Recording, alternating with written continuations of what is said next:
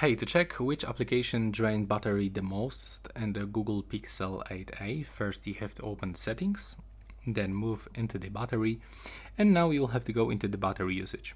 And when you do this, you can just simply scroll down, and here you can find, as you can see in my case, there's the Google Play Store. It actually takes 33% of my battery. It's working, it was working for the 5 minutes on the screen and the background for 14 minutes.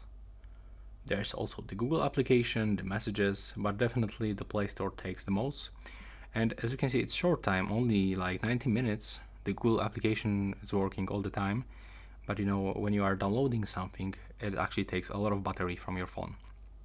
So this is actually the place where you can check this, and also when you pick the specific day, you can actually get more details.